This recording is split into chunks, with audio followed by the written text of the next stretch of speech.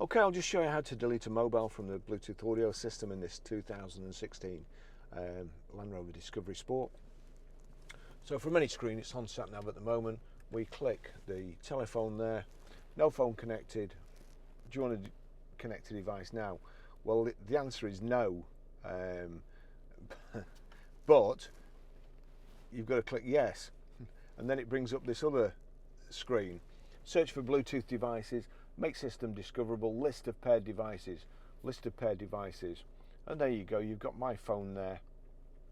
So if I click on that, you've got delete pairing, connect for phone, connect for music, and so on. So I want to delete pairing. Delete pairing for Barry's iPhone. Yeah, we've gone through all those, not to delete it. So that's it, that's how you delete it.